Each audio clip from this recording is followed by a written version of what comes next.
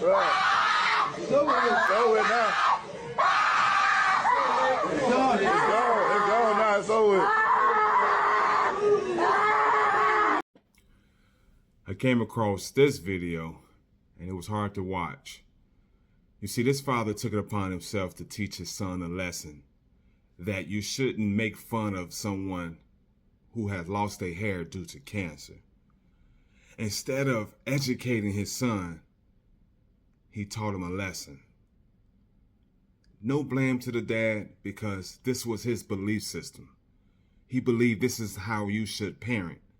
So it's not a right or a wrong way. However, when we don't validate our kids, they will seek it externally.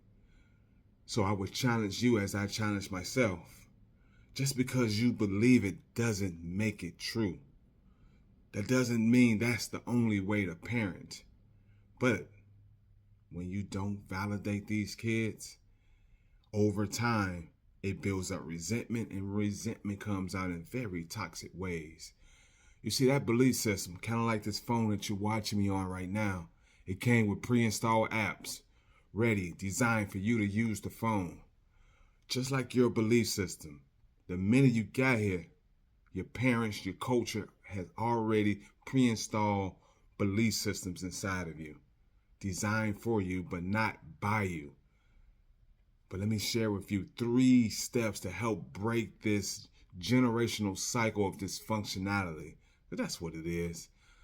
Let's face it, we all, to some degree, can say that our families have a good level of dysfunctionality, right?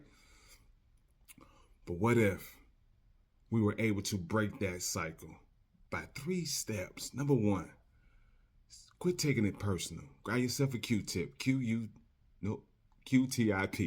Quit taking it personal.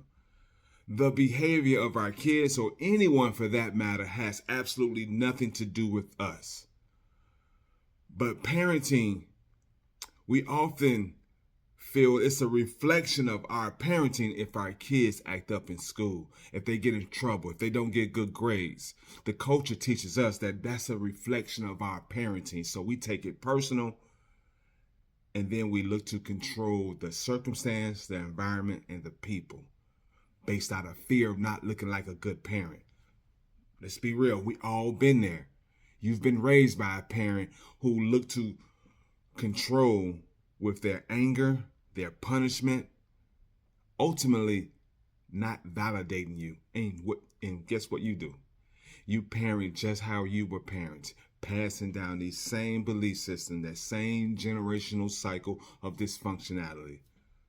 So number 1, quit taking it personal. Grab a Q-tip, Q-T-I-P. Quit taking it personal. Number 2, get clarity. Become a student. I said this over and over again in all of my videos, that every experience is an opportunity to learn. The key is we don't get to pick the experience.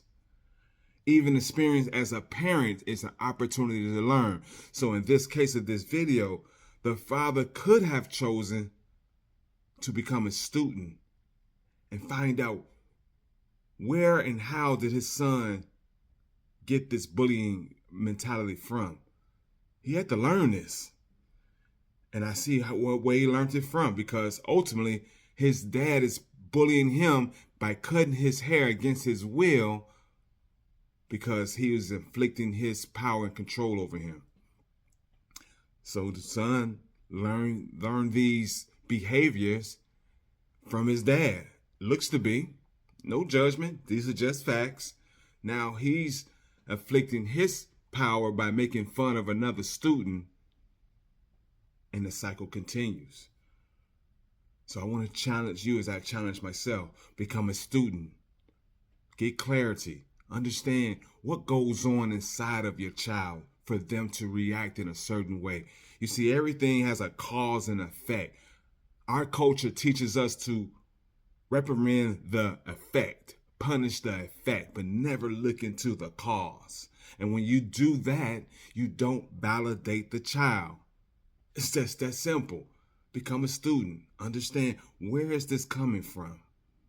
Why did you think bullying another child was okay? Now, granted, this child looks like to be 9, 10 years old. What does he know about cancer? What does he really know about what this other child is going through?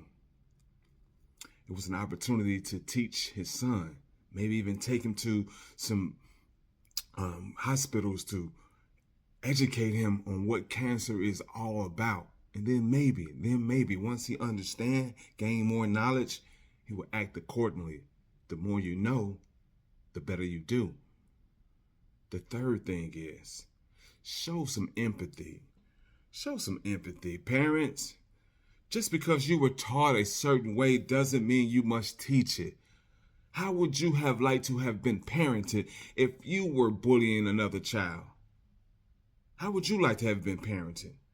I'm sure you would not have liked to have your hair cut off when, sometimes hair is big to people. Like I have none. So, but the fact that he cut this young boy's locks off, and I'm sure most people can identify that their hair is part of their identity.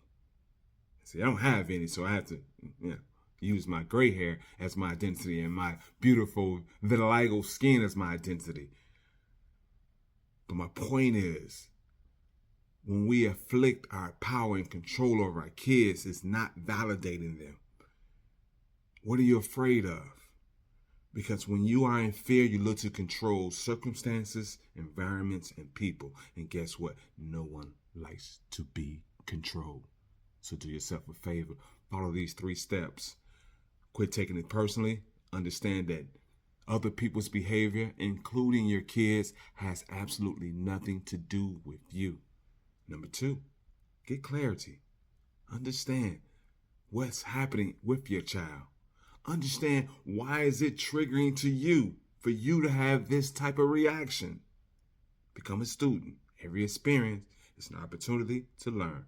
And the third one, show empathy. Show some empathy. Parent how you would have liked to have been parented. Just that simple. So it's no right or wrong way, but understand this.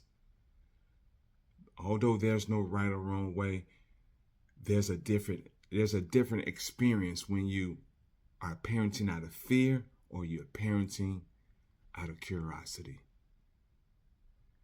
It's your favorite fitness and relationship coach. Y'all know the deal. Treat yourself to a smile today. You deserve it. I'm out.